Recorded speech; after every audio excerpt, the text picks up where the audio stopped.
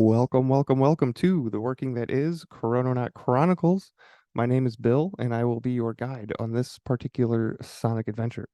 The show is, of course, sponsored by mysticalwares.com. Derek is not here with us today, but I am joined by two other Chrononauts, and we will hear from them in just a moment. First of all, this being a working, there are parts, there are steps to it, and these are show segments, and we have four of them. So there's four parts or steps to this working. This is been thinking about this over the past week, so always going back and refining and rehashing, or not rehashing, but just making sure that everything is neatly defined. So the first step is the first step and the first segment, because sometimes I will mention these in reverse, is the Almanac segment, and the goal or the end point to this is really about awareness. It's being aware of what is in store for us in the coming week as far as planetary alignments and energies go, and it also can include other tidbits, like sometimes it'll have saints feasts on there. So this is simply to expand our awareness, and it ties in nicely with Don Miguel Ruiz's four agreements. He talks about three masteries, which I think we cover them all in this show, but one of them is the mastery of awareness. So that is step one, the first step to the working. And the next step is the gratitude segment. And the point behind this is the mastery of love, the mastery of intent, which is synonymous with God. So the point behind this segment isn't just to come on the show and do it once a week, right? It's to perpetuate the state of gratitude and connect our hearts and our minds together as one, and live and move in that bubble throughout the week, right? So that is step two. Step three is where we expand, right? So I think this is a good explanation or definition for this. The silver segment is step three. We expand, we learn something new, and this is sometimes, often, will include current events, right? But it's not the headlines you're going to find in most other, current event podcasts, right? There's plenty of others that do that more than I'm into. So we'll cover other stories, right? But in the event that we do cover something uh, uncouth, right? It's always good to remember that this too shall pass. Hence the silver, right? The silver lining, looking for silver linings, and silver is also a currency, right? So this is uh learning, using current events, expanding knowledge. You can make some analogies there if you want. Uh, and the step four, right? The last step is about transformation. This step is about becoming uh, out of becoming what we're meant to be, right? It's meant to be a reminder of the power that is inside each and every one of us, and moving from a victim mentality to a hero mentality, or at least keeping the hero mindset, right? So this is about transformation, perspective, and sword is a allusion to the suit of swords in the tarot, which has to do with thinking. And Carl Jung describes thinking as a decision-making faculty. So this is where we discuss ideas of mind alchemy, I guess. So yeah, transformation, step four, sword segment. So kind of a little bit of a longer explanation there at the beginning, but yeah, I think that was due. And now we'll move on to the Old Farmer's Almanac. Today is, of course, a federal holiday.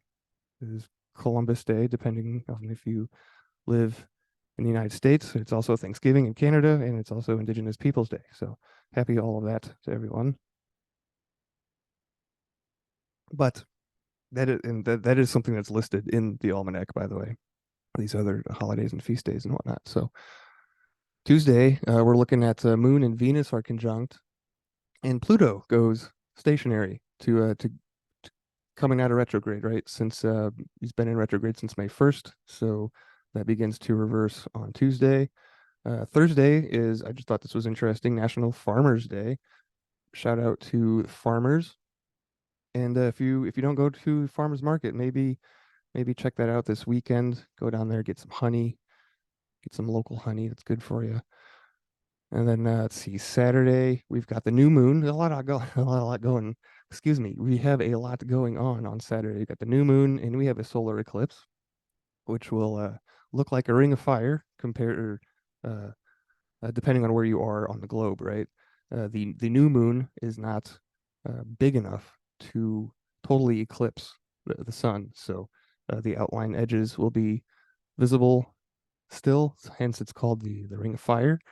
And also, with all that going on Saturday, we have a conjunction between the moon and Mercury. So, got the Mercury, moon, and the sun all doing things on Saturday.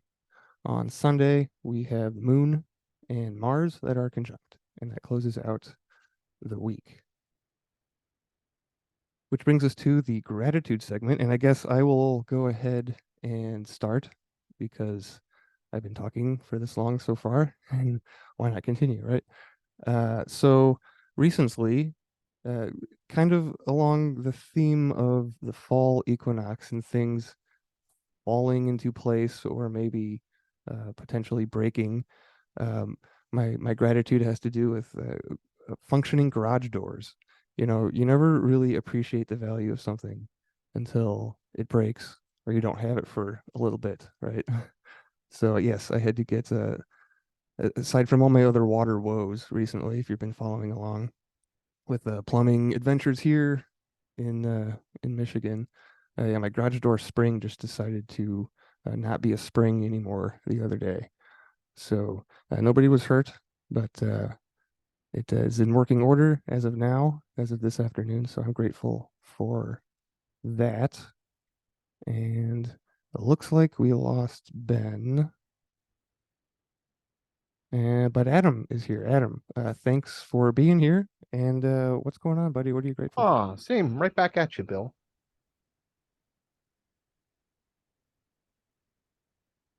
Are you So, there? yeah, yeah, yeah. Oh, good, good. I was grabbing my phone to see if I got a message from Ben, but yeah, maybe he'll join us later, maybe not. Not to worry though, we are still here, and I do have a show prepped for us. So, Adam, what have you been grateful for this week? I'm going to go along the same lines of you as reliable technology, specifically timekeeping and watches. It's something that is, I don't think people appreciate how important of a step that is. And even if it's just for metering your own day and making sure you get things done. But yeah, a simple quartz clock, Yeah, it's little crystal interesting. power. I actually wanted to bring this up on, I don't know, make a segment out of it because I was watching a Amazon documentary about the uh, Tudor monastery farm practices, right? And one of the only pieces of technology that the monasteries had back in the Tudor times was timekeeping devices, right? Clocks. And they were, you know, super advanced and mechanical. But what this did was it freed up time because they would have a timekeeper. I mean, they pray, I don't know, 5 or 8 times a day or whatever it is when you're a monk. But it's a lot, right? So they have to have somebody keep track, you know, ring the bell when it's time to pray. So, but with the advent of this timekeeping device clock, they you know that person didn't have to be around because the bell would just chime, and they could even adjust the you know everything was adjustable, you know, to change with the seasons. But what I found most interesting was that they divided the day up into basically planetary hours is what it broke, you know, was broken down to. Each hour of the day wasn't necessarily an hour, but So because the light changes, the length of day changes throughout the year, they would make adjustments so they could fit, 12 hours in nighttime and 12 hours in daytime and have them, still get in within the time frame of lightness and darkness. So some of them were longer than an hour, some of them were shorter than an hour. That is, if I'm understanding this correctly. But yeah, so in the planetary hours is from what I understand used a lot in ceremonial magic, which we will get into a little bit That in is absolutely true. in the silver segment. Yeah. So okay, cool. Right. So it's not just uh, No, no, I've done some rituals from um Gordon White. I think that's his name, right? He's yeah, been on Gordon. 13 Questions. Gordon White, yeah, his Chaos Protocols book, and there's a lot of pointing in the direction of certain star systems. Yeah, I haven't actually read. I have one of Gordon's books. I have not read it, the Chaos Protocols one. Oh, I highly recommend it. But yeah, the ceremonial magic is definitely something I'm interested in.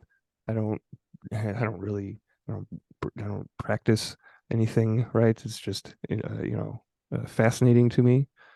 Kind of probably had a little bit to do with my inspiration to um, discover Freemasonry a little bit, just out of curiosity, if nothing else. But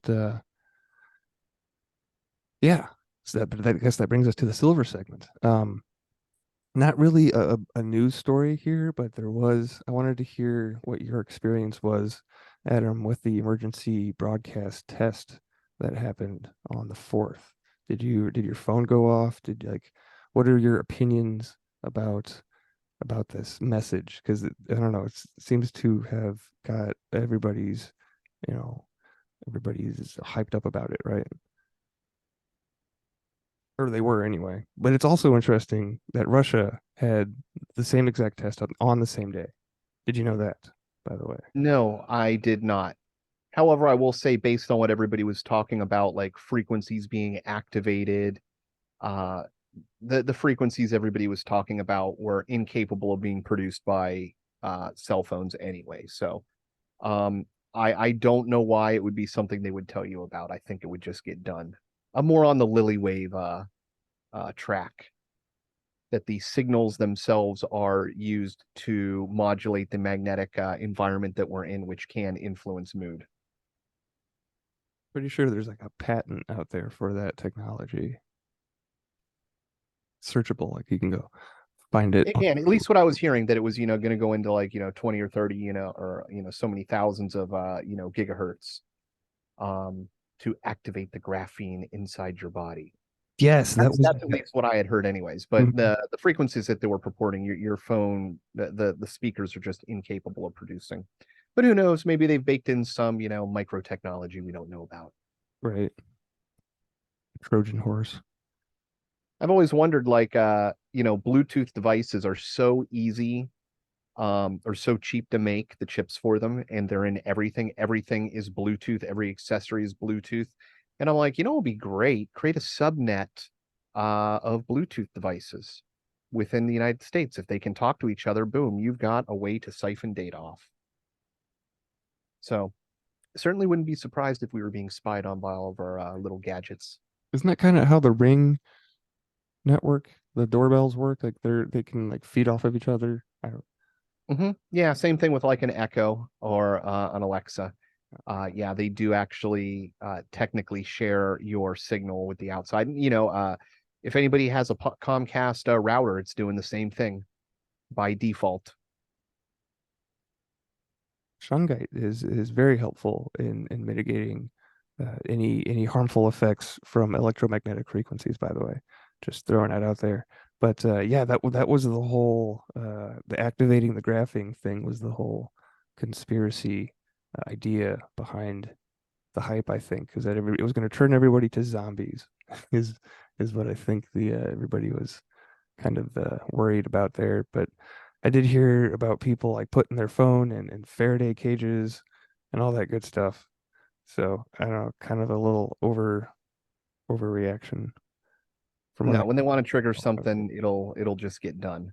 There will be no warning. Yeah. I would say the other thing that could be is it was a psychological operation to see how people would react. Put Even that then, disinformation out there, synchronize a bunch of tests just to see, what does the populace do? yeah, I just don't see what the big hubbub was. Like, yeah, I got two messages actually. My phone went off twice. Oh man, you got a double I dose. You did. got boosted. I did. One of them was a You have presidential boost. alert. If you have Boost Mobile, you're even more trouble. Well, what's going on with Boost? I didn't, You got triple boosted. hmm. Huh. I keep seeing commercials for Boost for iPhone 15s. I didn't know that they were on number 15 already, but And I, having troubles. speaking of 15, Mississippi is the 15th state of the. Okay, I don't know if it's probably not true. Mississippi is not the 15th state of the union, but I needed a segue to get this water. We have another water story, and I think that this is interesting timing just because there's actually two stories here, Adam. I'll put them both in the chat if you wanted to look. Given that we spoke about desalination, the desalination of water, taking the salt out of water on last show, right? So there's these two news stories about the Mississippi River. Number one, I guess there's a drought happening, right? So New Orleans braces for drinking water emergency. It's from CNBC. And then Axios is talking about New Orleans saltwater intrusion from the Gulf, right? So not only do they have a drought going on, but there's saltwater that is coming up into the city. And I was reading the article here, and it's saying that it's eventually going to mix with the fresh water enough to where they're going to have to release something from upstream to keep the city tap water from being contaminated too much. So just thought it was an interesting timing for the Yeah, show. another time reference there. Everybody counts seconds with Mississippi. Oh yeah, there you go. One Mississippi, two Mississippi. Yeah, in fact, I'm sure we've talked about it before, but in the time before having accurate time measurement, um, there was a old recipe book, like a book of potion type stuff that was found for curing diseases. And these scientists had looked into it. This was on an episode of Radiolab where they covered this. And essentially, it was for getting rid of styes. And they said, well, this is great because this is something that, based on the description, we know exactly what it is, so we can make this. And it had this very elaborate recipe where you take and you take a certain type of cauldron, you heat it up to a certain amount, you sing a certain apocrypha or this certain song so many times, um, you know, uh, you do all these things and you take and use like cheesecloth to take it out. And it's this whole thing. It seems like it's a very magical practice. It's like you're singing and you're stirring in certain directions and then you're taking something out and you're letting it sit. Well, they ended up doing this and they found out not only did it get rid of styes, but it was highly effective at fighting staphylococcus. So, like a staph infection. And not only that, like MRSA, which was phenomenal because they're like, wow, this is an ancient medicine. Why did they stop using if it works so well? The first thing was, well, medicine stopped working after a while, and you have to move on to a new one. So it's great, like you can rediscover a cure in the past that has since become available to work again. But secondly, it really showed that like what we consider magic, what we consider potions, it's like, well, the reason that they're singing is because if you sing a song so many times, you know about how long it takes to sing that song.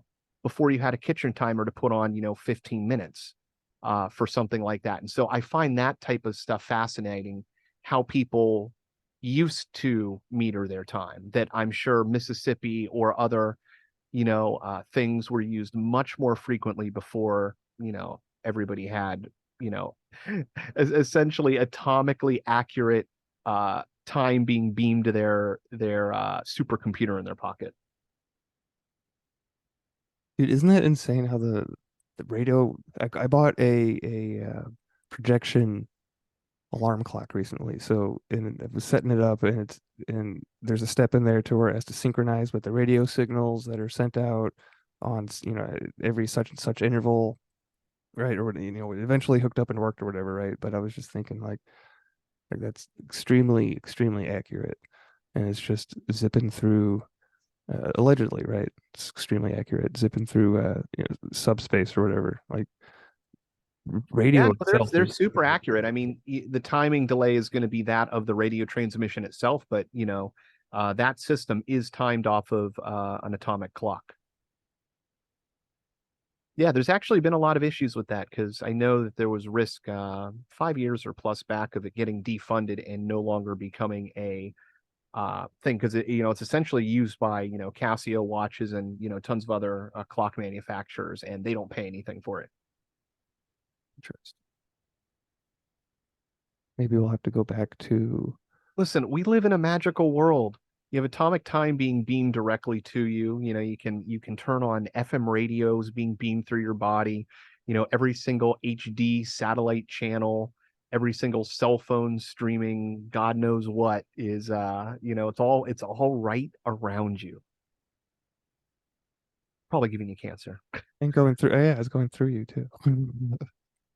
Can be anyway if you let it. I think that I'm only dosing myself in Wi-Fi. only if you consent, right? I think Well, consent is it. no, dude, think about this. I shouldn't say everybody. I think the evidence is out there that cell phones cause cancer.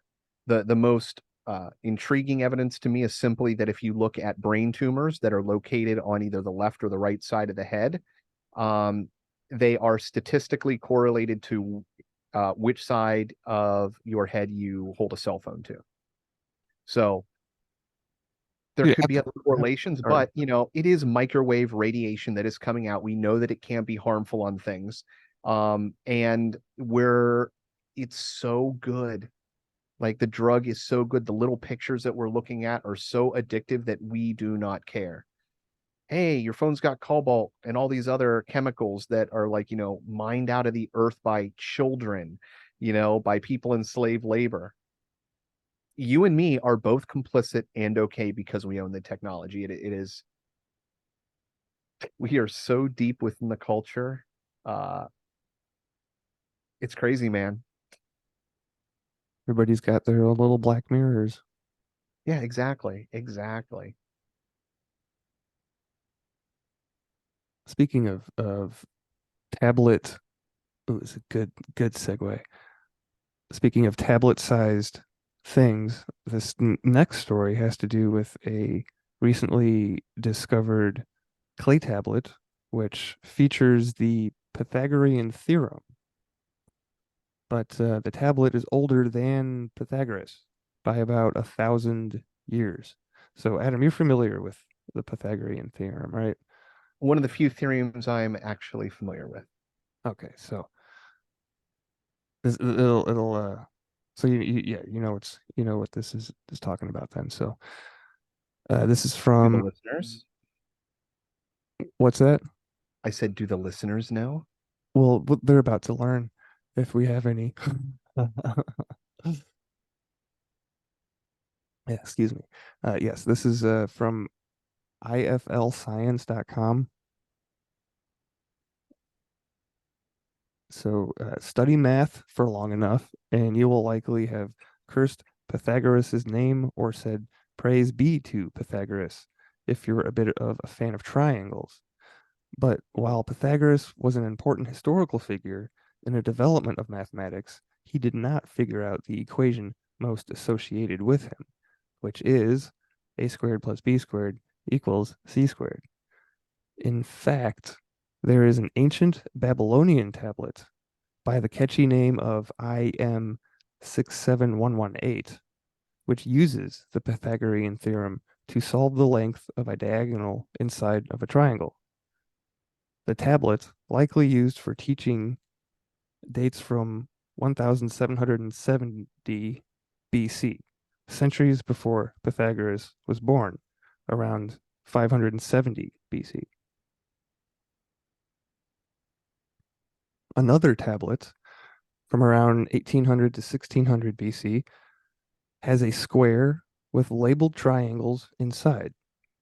Translating the markings from base 60, which is the counting system used by the ancient Babylonians, showed that these ancient mathematicians were aware of the Pythagorean theorem, and not called that, of course, as well as other advanced mathematical concepts. The conclusion is inescapable. The Babylonians knew the relation between the length of the diagonal of a square and its side. This was probably the first number known to be irrational.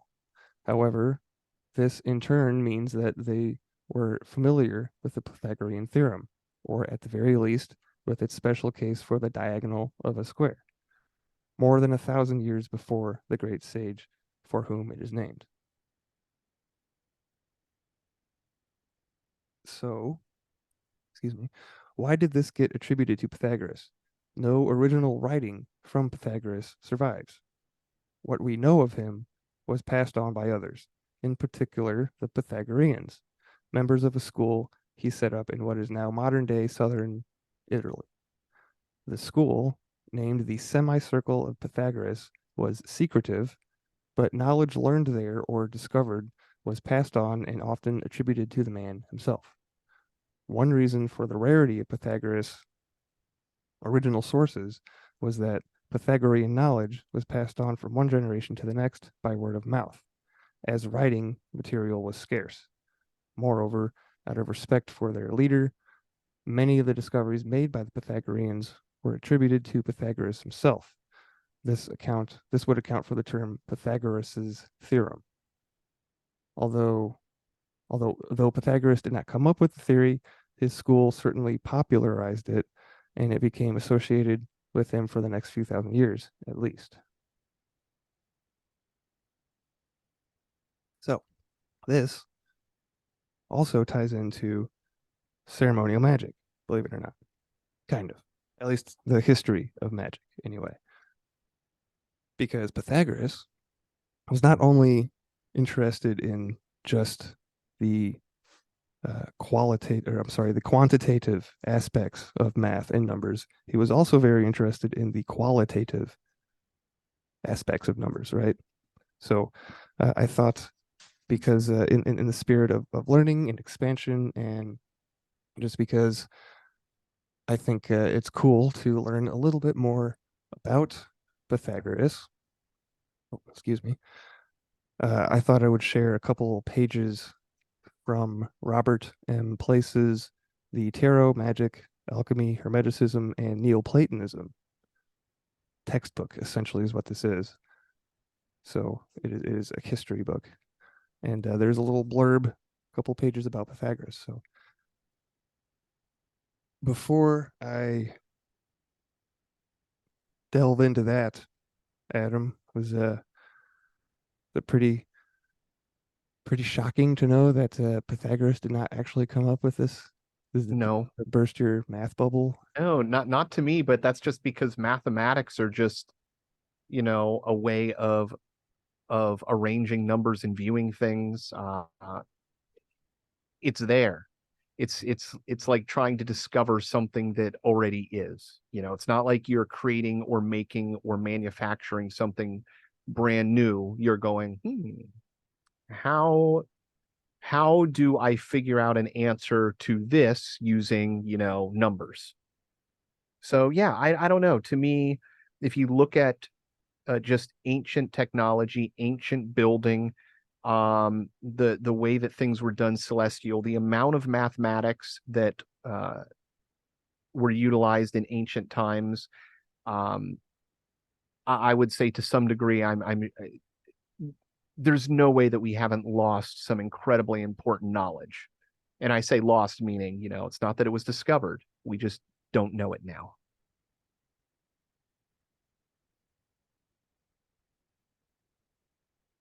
Yeah, these are concepts which are eternal. They are um, omnipotent, right?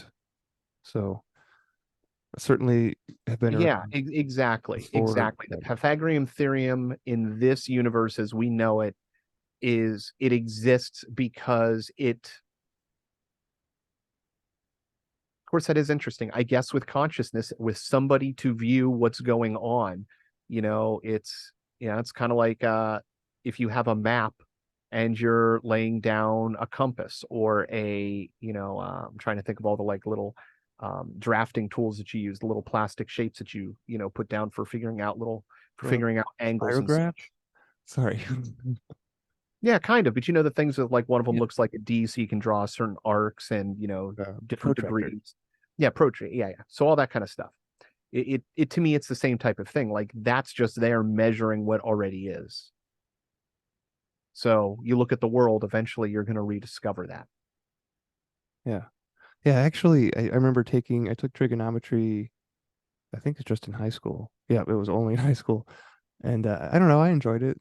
Uh, do you have I don't know, what's your opinion on geometry or trig? Because I think that the theorem was covered in Yeah, no, um, geometry, I mean, look, that's the so heart of the universe. Everything sacred is made geometry. Yeah. from atoms and molecules and things that are put together in geometric patterns and structures. And if you look at just the sacred geometry sounds woo-woo, but really it's just a representation of the universe that we live in. That when you break things down, things tend to fall into these numerical sets, into these like the golden ratio. It's there, it's baked into existence. In fact, what's really fascinating is concrete podchecks pack the concrete podcast just did an episode on ancient technology in Egypt, and I forget the name's guest, Ben, I think. I'll look it up here in a minute. um he uh he examined these incredibly accurately built stone vases that have been found in Egypt. And I encourage people to go out and watch this video. It is built so accurately. And we're talking down to like fractions of a hair, like a human hair width over the entire thing with multiple representations of sacred geometry built into it. Nobody knows what these do, but they are built so accurately with such an amazing technology that even to do that today would be a monumental task if even able to be done. Um, Let me pull that up here real quick. So when you took trig or geometry in school, did you enjoy the class at the time? I wasn't smart enough for those classes.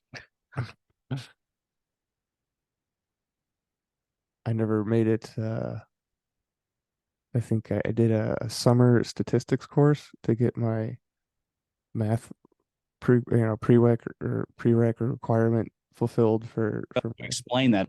Sorry. for uh for my philosophy degree. But yeah. Anyway, did you find it? I did. It's Ben Van Kerkwijk, Evidence for Super Advanced Ancient Technology, which is once you watch it's one of the greatest podcasts I've watched. But he goes through just like, look, here's how they built things. Here's what we found. Here's the mathematics represented in it. You tell me how it was built, type of thing. So, uh, this guy is if you're looking at ancient technology, oh man, I love this guy maybe even more than Randall Carlson. What? What? What did you just Did I just say what I said? Okay, so I will include Adam's link in the show notes for everyone. The other links which I am sharing can be found in our Telegram group. So if you're looking for source links, go to the Telegram group, and that is will be linked in the show notes as well. So, but yeah, with that being said, let's learn a little bit more about Pythagoras. We've got, what is this, 2.5 pages, so not too long. So once again, this is from Robert M. Place. He starts out with, The Greek mysteries were a major influence on the Western practice of white magic, and one of the first groups of magicians to be influenced was the mystical school of philosophy founded by Pythagoras. So, just a side note here, differentiating between white magic and black magic. Okay. We commonly think of Pythagoras as a great mathematician who was credited with the geometric theorem for determining the relationship of the area of a squared sides, the areas of the squared sides of a right triangle. The square of the hypotenuse of a right triangle is equal to the sum of the squares of the other two sides. All of our information about Pythagoras, however, comes from authors that lived in the centuries after his death, and we cannot be certain if all of the things attributed to him are true, including whether or not he developed a theorem that is named after him, which we now know he did not. So, update. Check back for. And spoiler alert, the other guy probably didn't either. Oh yeah, we don't know about him. What was written about Pythagoras is that he was the first person to call himself a philosopher, which was a title more like sage or mystic at the time, and that he was interested in the symbolism of numbers as he was in their use in geometry. He also saw a connection between music and numerical order, and this type of reasoning led to sacred geometry. In the ancient world, he was spoken of with reverence and awe. It is said that he had a golden thigh, that he could be in two places at one time, that he could charm animals, and that he could remember his past lives. Many believed he was a god, or at least an enlightened Hey, master. we're talking about Hamas. Whoa. Sorry, I'm having computer issues. It's okay. We just got yeah. I'll leave that alone. Yeah. So many believed he was a god or at least an enlightened master. In the 3rd and 4th centuries, the earliest Neoplatonic authors, Porphyry and Iamblichus, wrote biographies of Pythagoras. Iamblichus was heavily influenced by Pythagoras and attempted to write a 10-volume encyclopedia on the older philosopher, who preceded him by over 800 years. Because of this interest, Neoplatonists may also be thought of as Neo-Pythagoreans. In his biography, Iamblichus tells the story of Pythagoras' birth. Pythagoras' father has a really weird name. I'm going to do my best here. Nessarush. So he'll just go by Pythagoras' father from here on out. So he was a merchant and an inhabitant of the Aegean island of Samos, a rich Greek trading center that had trading ties with Egypt and the Levant. While on a business trip, Pythagoras' father visited the Oracle of Delphi to ask advice about a trip to Syria. The Oracle told him it would be a successful business trip, but then went on to predict that his wife, Paren, Parennis, Parenthenis, was pregnant, and that by the time he returned, she would have given birth to a son who would surpass all others who had ever lived in beauty and wisdom, and that would be of the greatest benefit to the human race in everything pertaining to human achievements. When he returned from his successful trip to Syria, Pythagoras' father found that he did have a beautiful son. He named the boy Pythagoras in honor of the Pythian Apollo who had spoken to him through the oracle. His wife also changed her name to Pythias to honor Apollo, and they erected a temple to the god. Pythagoras' father spared no expense in his son's education and secured the wisest teachers. When Pythagoras was 18 years old, the tyrant Polycrates took over the rulership of Samos, and Pythagoras left his home to continue his studies elsewhere. He went to Syros, Syros, to study with the philosopher Pharisaides, and then to Miletus to study with Anaximander and Thales, whom Aristotle considered to be the first philosopher in the Greek tradition. I believe it's referring to Anaximander in that sentence, not Thales. After teaching him all that he could, Thales urged Pythagoras to go to Egypt to study with the priests at Memphis and then the priests of Zeus. Then Iamblichus tells us that Pythagoras returned home and prepared for a voyage to Egypt. On the way to Egypt, he stopped in Syria and in Phoenicia. After having learned all he could of the Phoenician mysteries, he determined that they were based on the Egyptian rites and that he needed to complete his voyage. To accomplish this, Pythagoras sat in meditation on Mount Carmel, which was considered sacred, another example of the axis mundi, until a ship arrived that was bound for Egypt. The sailors on the ship agreed to take Pythagoras with them, but secretly planned to sell him into slavery when they arrived. However, Pythagoras sat in meditation and fasted for the entire trip. And the sailors believed that it was his influence that helped them avoid the storms that were predicted. They suspected that he was a god, and when they arrived in Egypt, they led him ashore and erected a temporary altar in his honor, complete with offerings of fruit.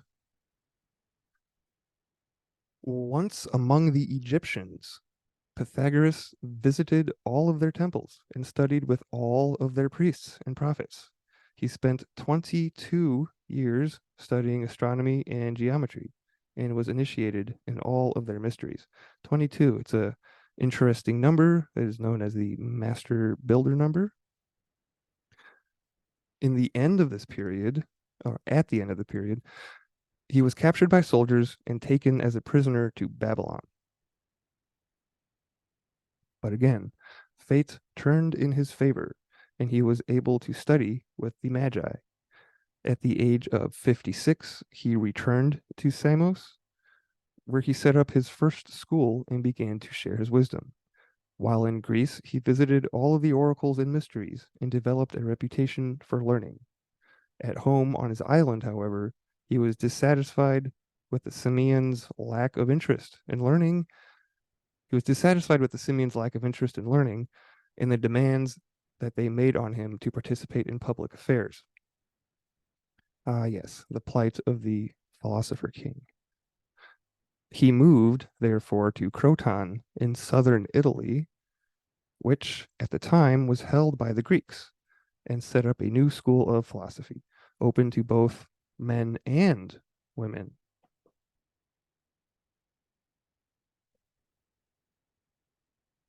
Initiates to the Pythagorean school were first vetted by examining their behavior and interests. Once admitted, there was a probationary period of 3 years in which they studied and were observed, but otherwise neglected. All of their property became the property of the commune. In the next stage of their probation, the initiates had to refrain from speaking for 5 years, maintain a vegetarian diet, abstain from wine, and shun wealth and greed.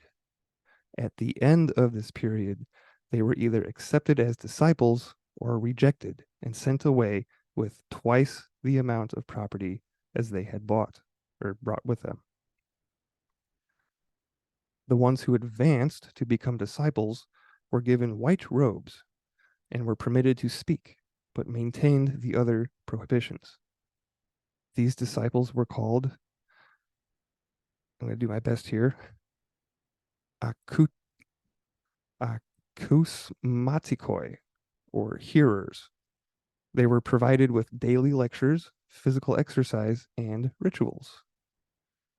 They also practiced silent contemplation and a type of meditation. Their meditation focused on memory. In the morning, when they awoke, the Mathematikoi. I didn't take Greek at all, so they would systematically remember everything that was said and done on the previous day, and everything that was dreamed during the night. The innermost disciples were called Mathematikoi, like mathematics, like Mathematikoi, MathematikoI. Their study focused on the numerical harmonies of the cosmos, a name that Pythagoras coined, meaning both order and beauty. And lastly, Pythagoras taught that on a deep level, all reality is mathematical, which is the cornerstone of all Western scientific thought. Yet for him, the symbolism of numbers was of equal importance. He also believed that numbers and ratios could capture the beauty that we express in music and architecture. Pythagoras believed in reincarnation and taught that humans are on an endless wheel of incarnations, each life doomed to end in suffering and death. To escape this dilemma and merge into union with the divine, it was necessary to practice contemplation and to live a moral life. This was the purpose of philosophy. In this respect, his teachings were similar to those of Buddha, who lived and taught in the same century, or I'm sorry, the same century in what is now Nepal and northern India. So instead of thinking of Pythagoras as an ancient mathematician or a philosopher, it would be more accurate to think of him as a Western Buddha. This would be closer to how the people of the ancient Greek and Roman worlds viewed him. And that is our little lesson on Pythagoras.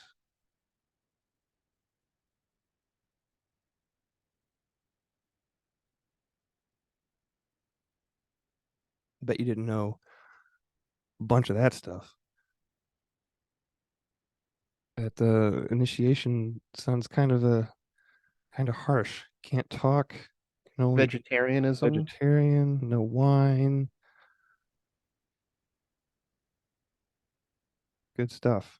Good stuff. It's a commitment. It is. And yeah, so more numbers are more than just uh qualitative qualitative, right? They have a no quantitative. They are also qualitative. I get those two words confused. They're so closely spelled alike. So probably not the last we will hear from Mr. Place, because this is a good book to reference in regards to the history of the evolution of ideas, specifically Neoplatonism. It's a big book. I'm going to put it down now. I don't think that I mentioned this. Speaking of books, but for the sword the sword segment, we're going to continue our reading of the 12 Divine Virtues, the Wisdom chapter out of the 12 Divine Virtues by Fortune de Saint Germain. So that will be coming up here in just a few minutes. Let's see what else we got. Sticking with the magic theme, tying in magic and technology. I think Adam will get a kick out of this. Sending it your way now.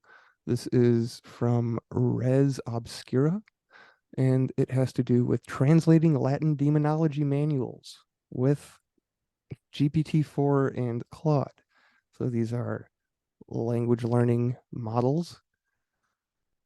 And Adam, have you heard about this before?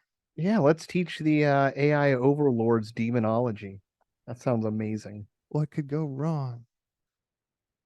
So, All we while need to do is just get paired up with that DARPA robot that powers itself off of decaying flesh, and we're set. The apocalypse is here. yeah, I saw that story. I can't believe I didn't save it. Um, yeah, they were trying to downplay it. They're like, yeah, don't look over here, right? I don't know what the official Look, Bill, time doesn't exist. It's already happened anyways.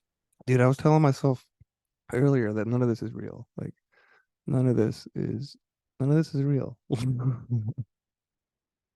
It all goes away when you die, but you don't, right?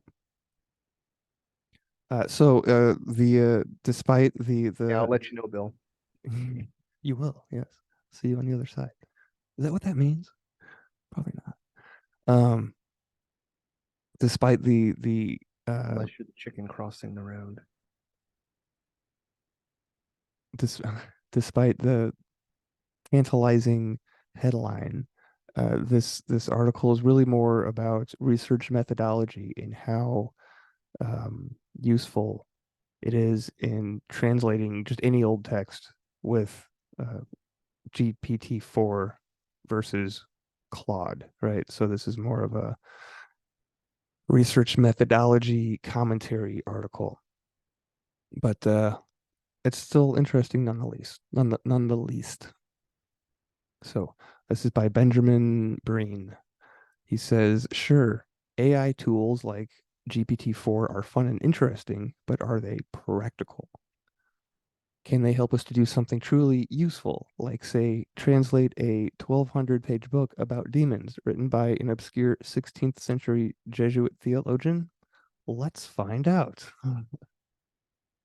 So he does three tests in this article he talks about. And the test number one is called Noonday Demons of the Libyan Desert. And this is from a book in written in 1599. But so to preface with this, he starts out with, it's clear that GPT-4 from OpenAI and Claude from Anthropic are skilled translators. However, we are just beginning to get a sense of how LLM assisted translation will augment human researchers. It seems to me that GPT-4 and Claude both bring three things to the table which we haven't seen before. One, their ability to make educated guesses based on imperfect source material, such as the garbled text that results from using optical character recognition, OCR, on pre-modern printed books. Two, their knowledge of historical context. Unlike purpose-built translators like Google Translate, LLMs have extensive, though imperfect, training data about the historical circumstances in which a text was written. And lastly, number three, summarization and analysis. This is key for historians. A lot of the work I did for my first book, which included 9 months of research in Portuguese archives, was skimming through medical manuals written in early modern Portuguese, Latin, Spanish, or French. I was mostly searching for references to medical drugs from outside Europe, and sometimes there would only be one or two such references in a book of 600 or more pages. Being able to photograph and OCR each page of such a book, then ask an LLM to skim through it and let me know which pages mention something related to this research interest would have been a game changer. To test out these capabilities, I asked GPT-4 and Claude to translate a randomly chosen passage from a 1599 book about demonology, Magical Investigations, by Martin Del Rio, or Del Rio, a Dutch Jesuit of Spanish descent.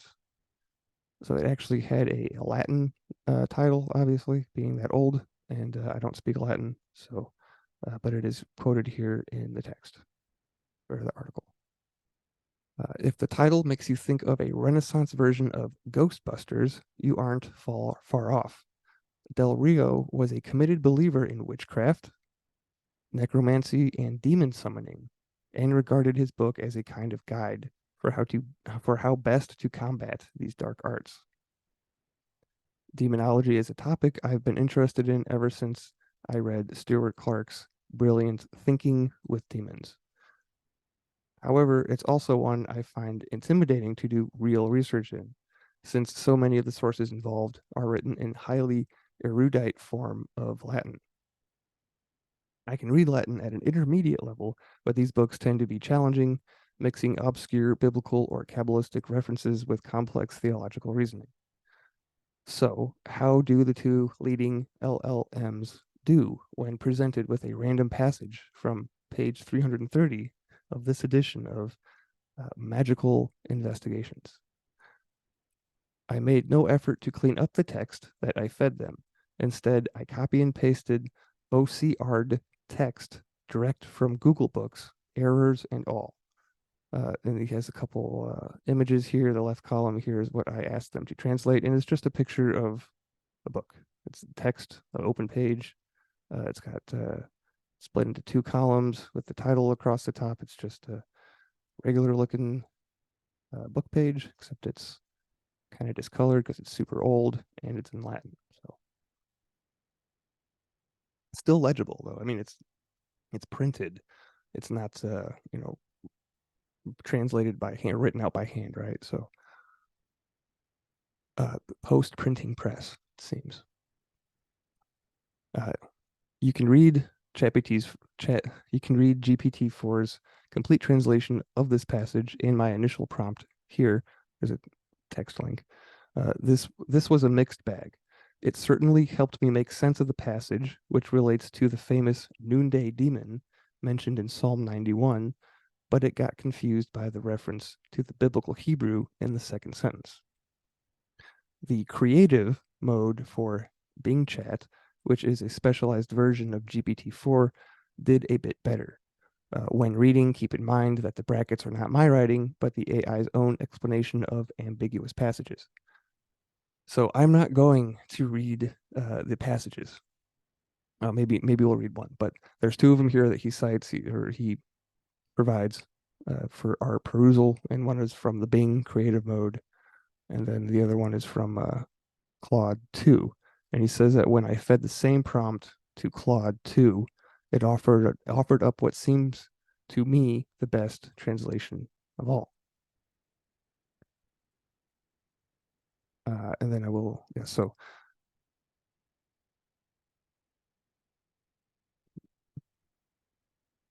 maybe we should read that.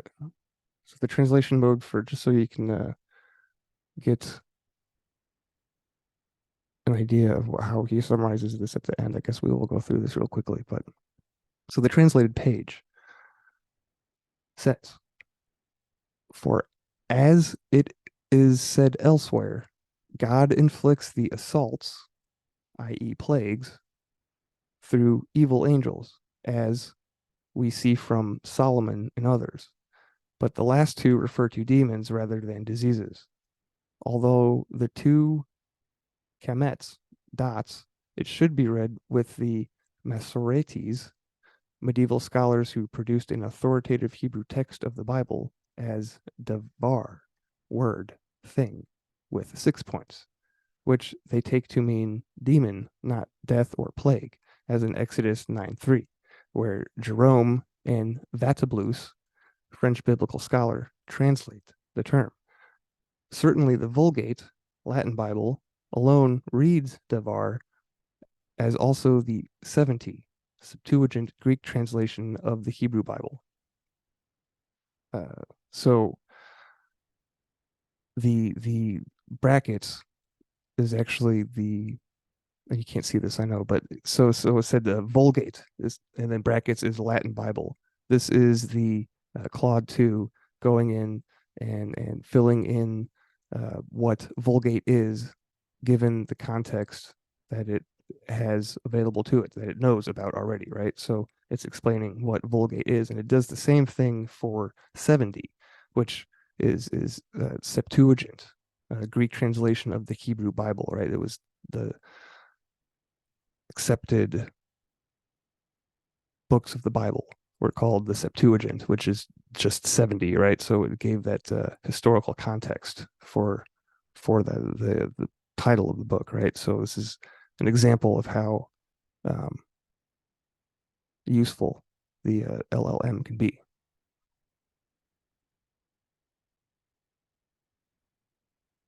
Um, Continuing with the passage, just because it's interesting who gets to read from a 1599 book, right?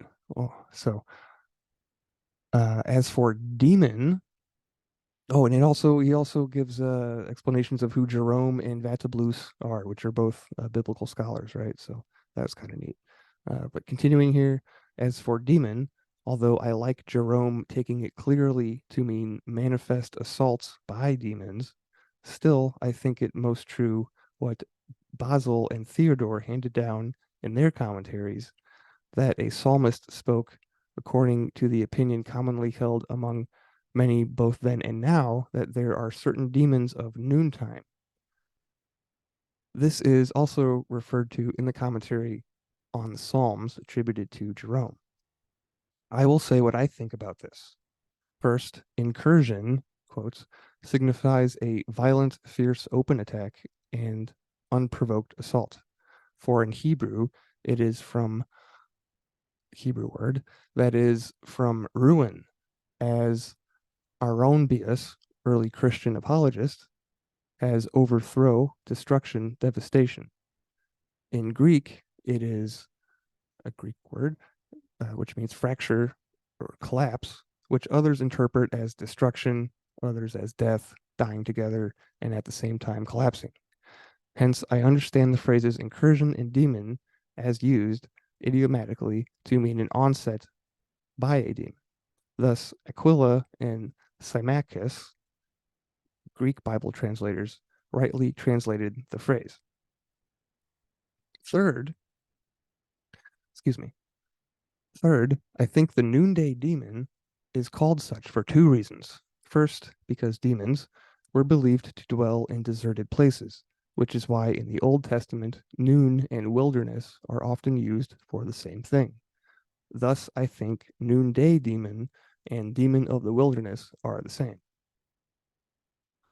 Whence we read that the greatest multitude of every fierce demons, of very fierce demons, lived in the garden where the tomb of Janus and Jambres, mythical Egyptian magicians who opposed Moses, was, as Palladius relates in his work on Maracarius.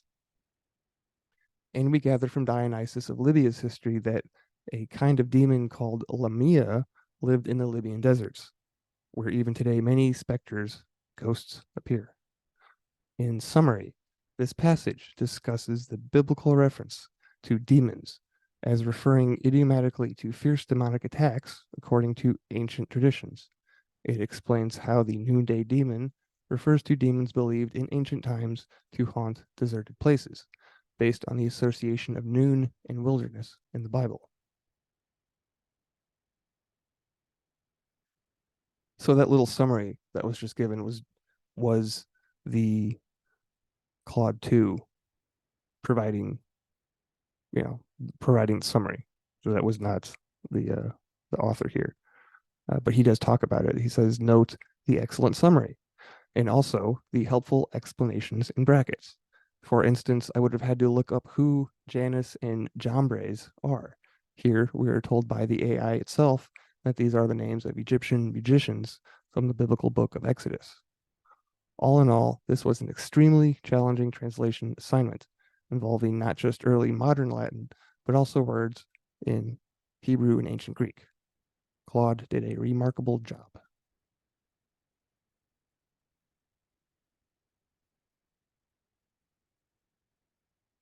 So the other two tests are done where he asks, well, I'll just read it here, is listing types of demons. And this is where Claude's far larger context window clearly wins out over GPT-4. He says, I experimented with simply dropping significant blocks of OCR'd text from Del Rio's book into Claude. I asked for a table of different types of demons mentioned in the text along with a corresponding page number.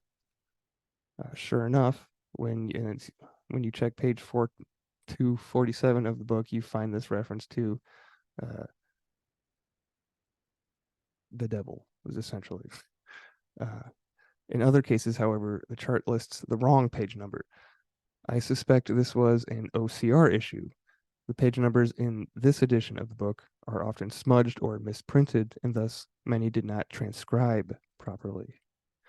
I think charts and summaries like the above are what will end up being a game changer for anyone who does research in multiple languages. It's not about getting the AI to replace you. Instead, it's asking the AI to act as a kind of polymathic research assistant to supply you with leads.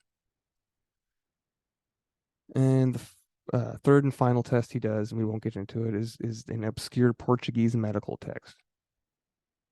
Right. So um, to end the story, though, he says my takeaway from all this is that LLM assisted translation and analysis of primary sources will end up being an extremely useful tool for historical researchers and translators, but it will be just that, a tool, not a replacement. So there's some silver lining right there.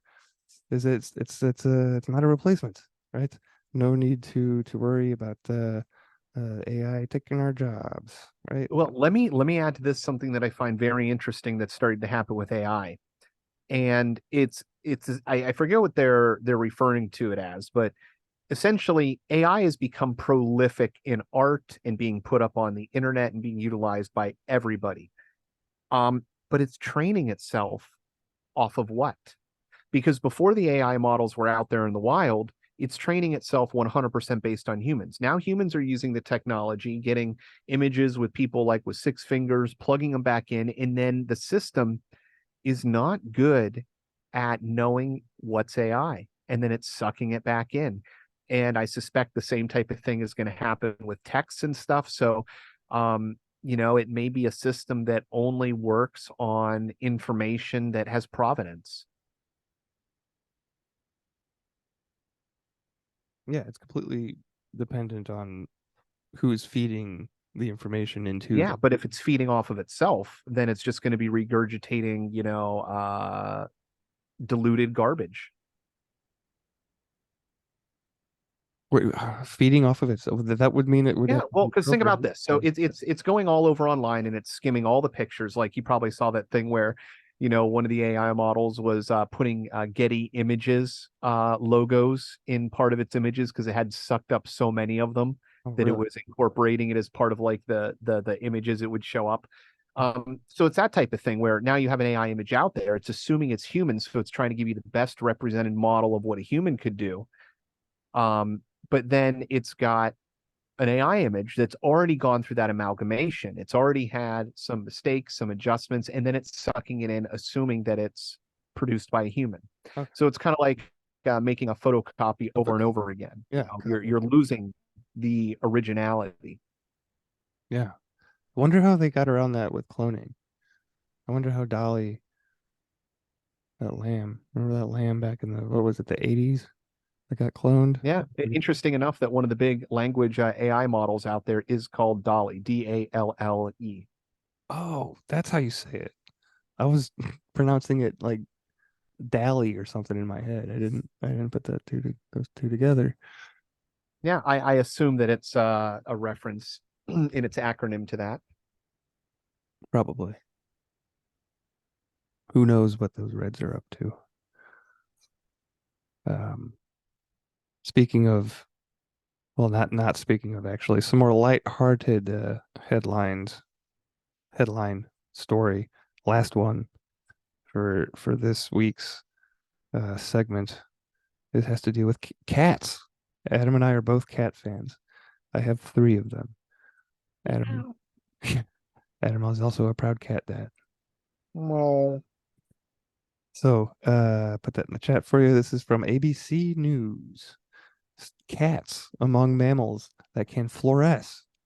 New study finds fluorescent compounds were found in bone, teeth, claws, fur, feathers, and skin. Okay, so before we get started, this story is save your cat, have a glow party.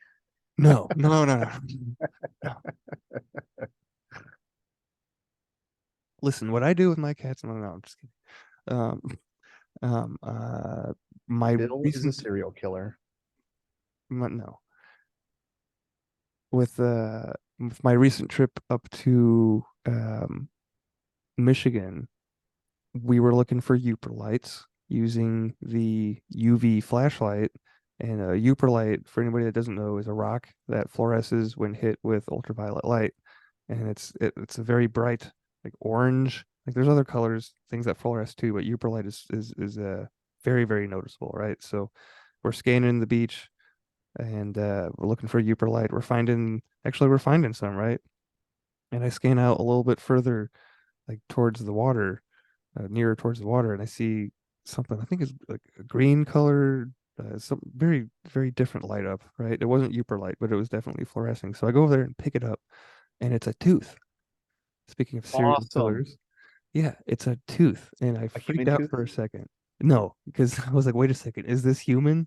But no, I looked at it closer, and it's definitely some kind of cat tooth, if I had to guess. It looks like maybe a bobcat or some medium-sized That's awesome. animal like that. So yeah, that was like one of the first things that we found on our Yeah, listen, first day of those excavation. fluorescent lights are awesome. You can get them super cheap online. But a lot of animals will fluoresce. I know that from my experience, I found rats running across power lines and possums fluoresce in like a pinkish hue when exposed to UV light.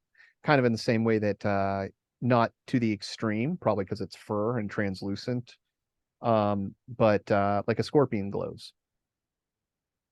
Yeah, yeah, it's definitely I've noticed that the biotic substances are definitely like glowy looking. I could tell like there were like trails of I don't know what it was, some kind of sand flea or something on the beach. It was like I love blue. sand fleas. Yeah, it was just very fine, little grains of leftover biomaterial or whatever for whatever that animal bug thing was. But this is kind of an odd story. I know we've talked about UV lights on the show before, and I want to we'll bring it up again when Derek is back with us. But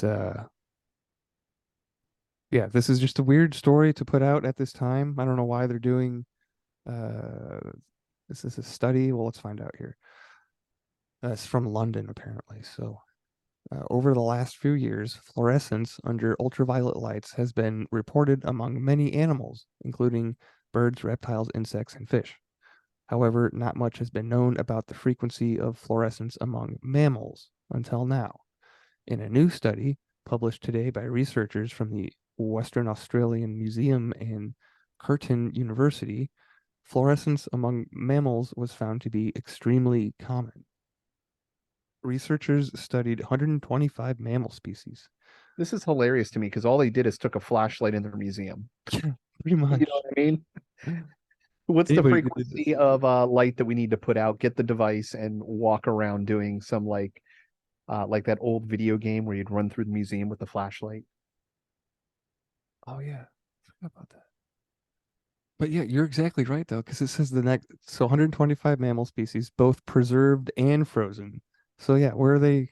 Where else would you keep a bunch of preserved animals except in a museum, right? Or maybe they went to a taxidermist. But then I don't know. Anyway, uh, were held in museum collections for the presence of apparent fluorescence under UV light, finding apparent fluorescence in all mammal specimens investigated to varying degrees.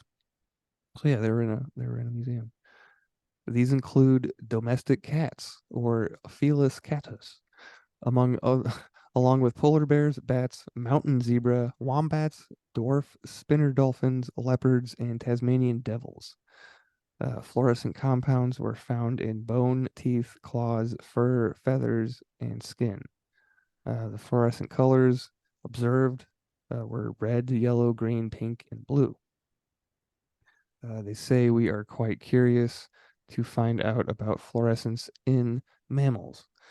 By using the spectrophotometer in the School of Molecular and Life Sciences at Curtin University, we were able to measure the light that was emitted from each specimen when exposed to UV light. Scientists explain that fluorescence is a result of a chemical on the surface of a mammal, such as a protein or a carotenoid, that absorbs light before emitting it at a longer and lower energy wavelengths, often a pink, green, or blue. The platypus, one of Australia's most treasured species, was also found to fluoresce under UV light. Today, to date, reports of fluorescence among mammal have been limited to a relatively small number of species, the study's authors said. Here, we are able to reproduce the results of these previous studies and observe apparent fluorescence in additional species. We report fluorescence for 125 mammal species.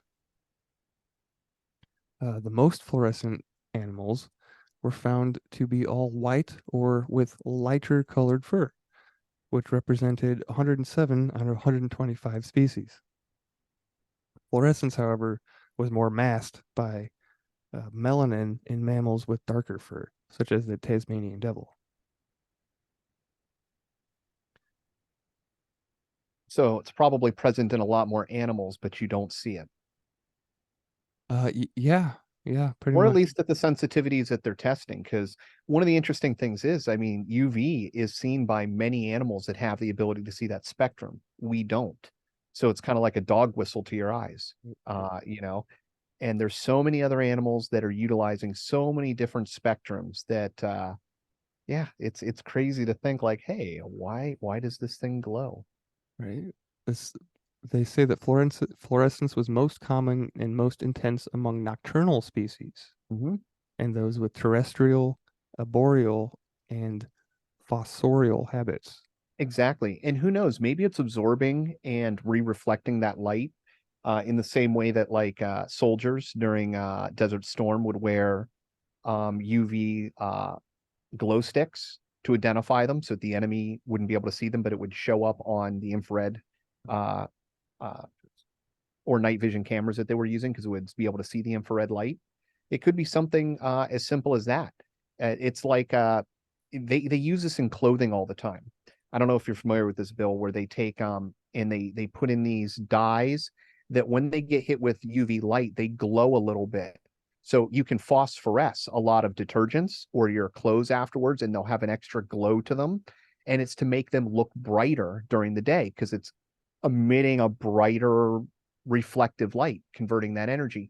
And what's fascinating to me, at least, is they detect this in rivers. It's one of the easiest ways to detect water pollution because it's so ubiquitous in runoff water from houses, just soaps that they take tampons because they're a very large absorbent cotton material that's got a strong string, so they can tie them in the river, and they let them sit there, and these phosphorescent dyes will attach to the cotton, and then they can take and just put a fluorescent light onto the cotton and determine whether or not there's pollution in the water.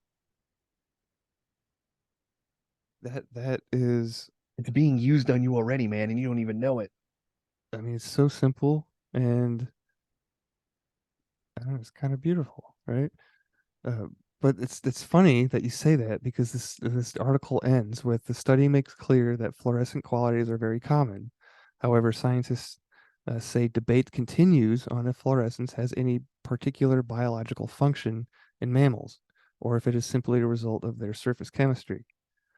For most fluorescent animals, there is insufficient information to evaluate, which I call BS on, because if you remember, and I know Adam does, because he recommended me this book, The Field by Lynn McTaggart has a certain chapter in it which we covered on like episode 2, I think it was.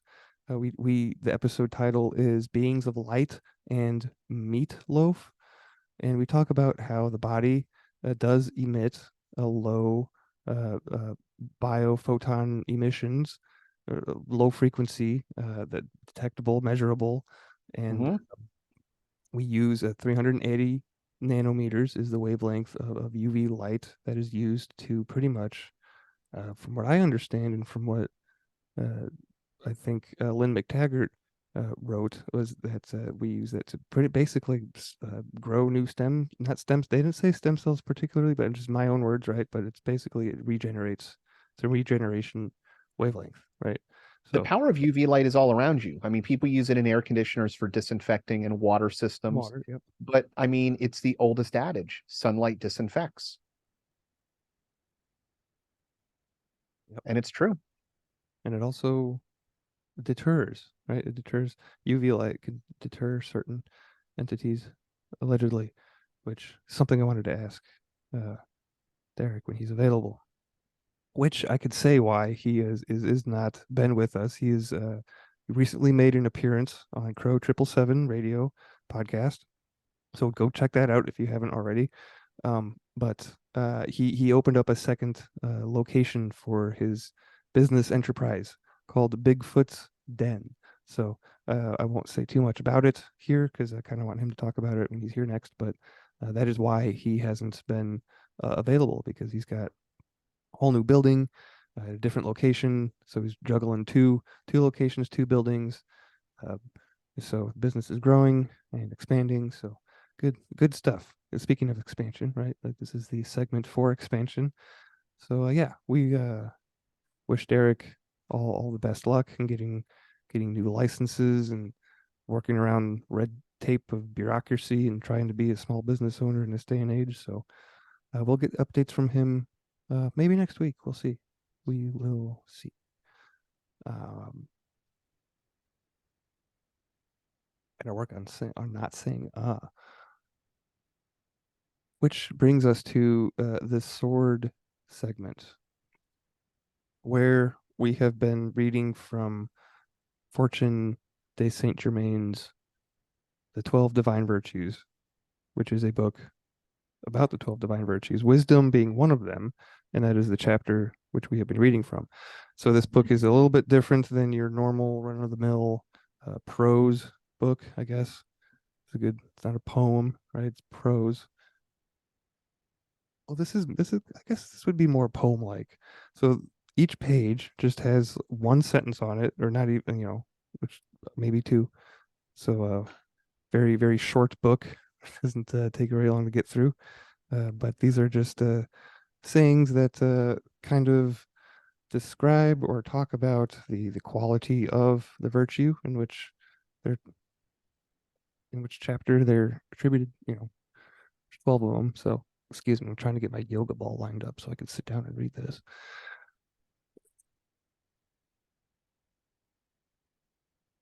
Okay. And we'll probably have time to finish it today. So I think we ended on. Ooh, I don't. Oh man, I should have done this before the show. Okay, so we'll start with a man's nature reveals himself in anger, wine, and gold. That's a Hebrew proverb. So some of these sayings he will attribute, he'll give credit, but if he doesn't, I'm assuming that it's from him because it's his book, and that is the case for this next saying. There's enough unhappiness being handed out. There's no reason to stand in line for more.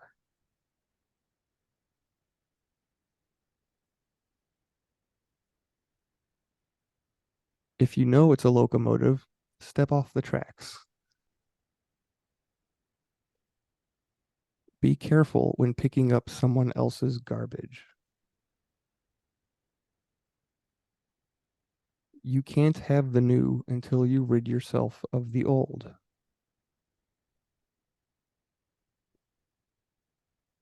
The lighthouse does not go searching for ships.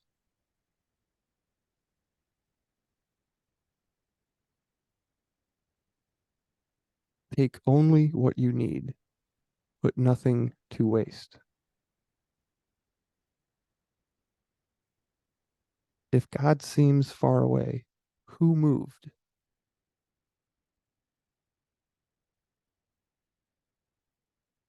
Failure is illusion. With you, I'm sorry, failure is illusion. With me, you'll always succeed. And he attributes that to divine love. Always strive for harmonious living. Buddha. When someone understands, his response is silence, followed by thank you. In divine love, everyone always wins.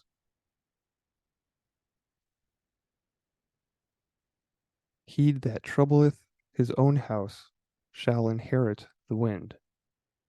Proverbs chapter 13, verse 27. A soft answer turneth away wrath.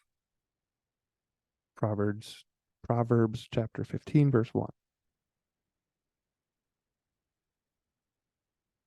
If you will it, it is not fable. Hebrew meditation fragment.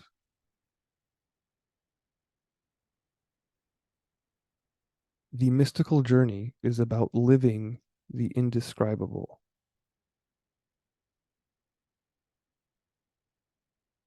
And it's the last one. Love your fate.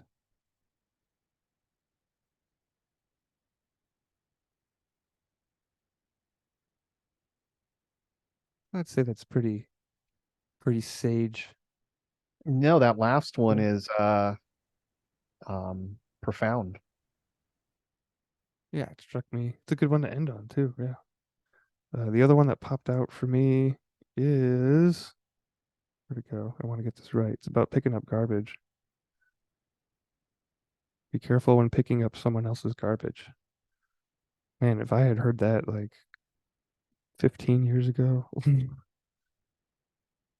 I got 13 questions is just flooding back into my head right now. It's topics like this is what makes me think of that show. So, not really sure what we're going to be doing for the sword segment heading on out. However, I was going to see if Adam would be interested in going through the Outwitting the Devil dialogues with me. We can do a two-part reading. I can either send you pictures of the pages that we can get through, or I can just send you a copy of the book via Amazon or something. That it's pretty much like a Socratic dialogue. So question and answer, conversation type, back and forth. I thought maybe we could have some fun with that, and I don't know if we want to read the whole thing. I'll have to sit down and look at the book again. But what do you think about that, Adam? Maybe we could just do little bits.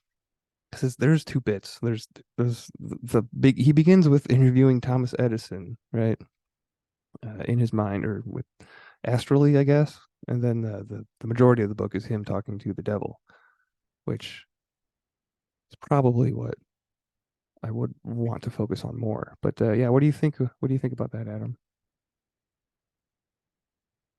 Sorry, I've been on mute this entire time. No, I love it, dude. Absolutely. I think it's a great idea. I am so sorry I've been talking this entire time. Oh no, yeah. Cool. Cool. All right, so I will yeah, I'll just send you a copy, I think.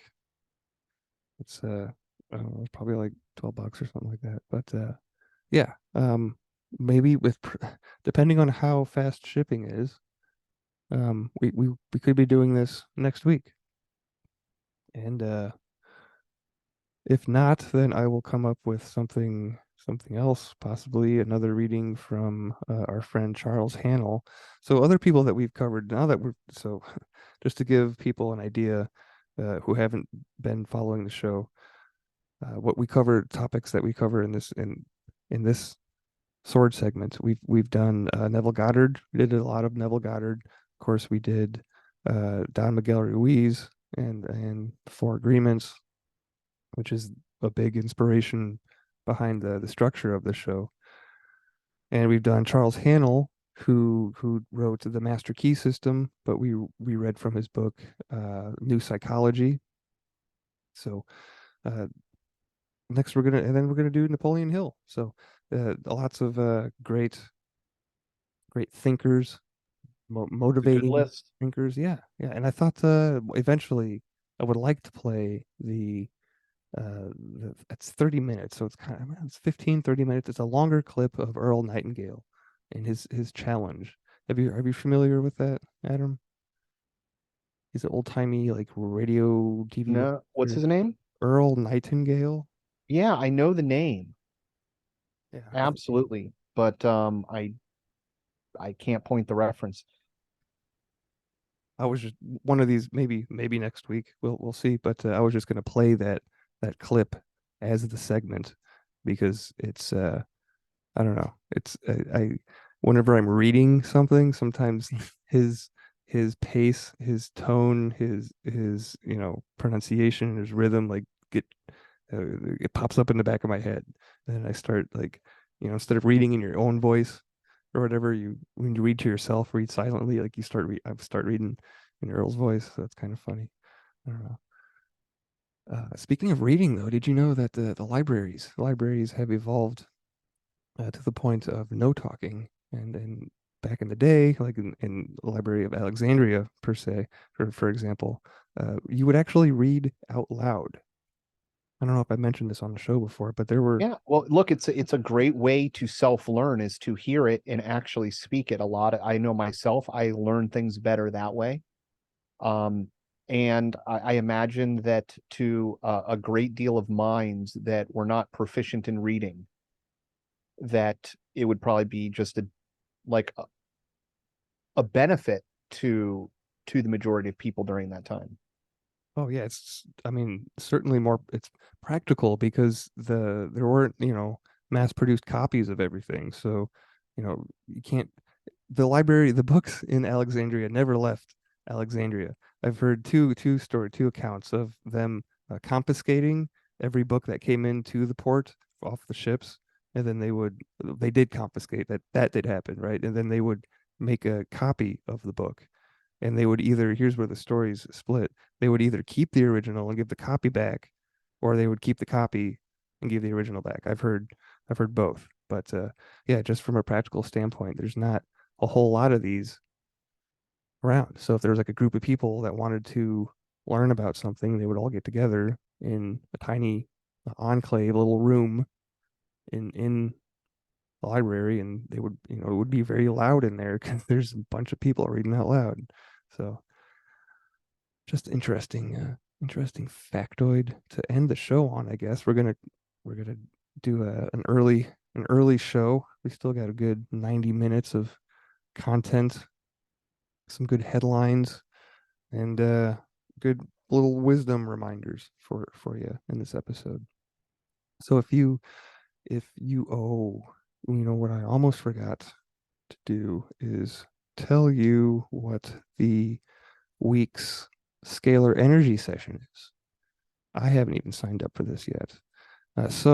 Because the show is sponsored by mysticalwares.com, and I I don't believe, I know that scalar energy works. I like to promote Derek's free remote scalar energy sessions. You must sign up each week for these sessions, and they're conducted with the Rife frequency codes. So this is based off of Royal Raymond Rife's technology. And all you got to do is go to mysticalwares.com and scroll down to Scalar Healing. And this page has lots of information on what exactly scalar energy is, more than I'm going to get into right now.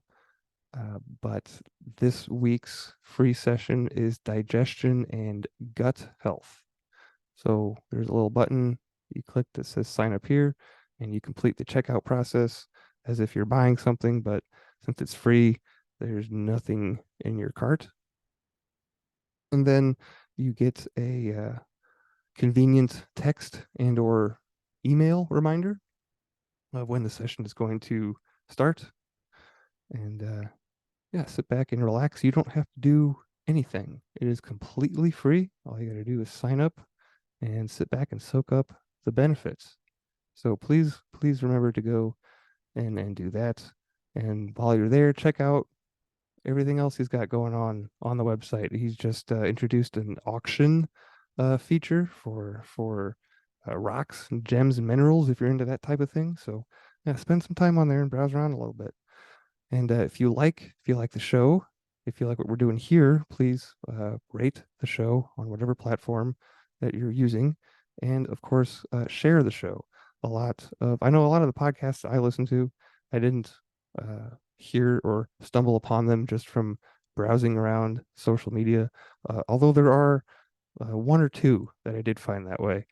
But the majority of them were told to me by somebody that I love, right? It was a recommendation from somebody that's close to me. So if this working in these four steps that we're meeting and performing every week jives with you, if it resonates with you, please help spread the love whatever way you can, whatever way is most convenient for you. And until next time, Chrononauts, carpe diem.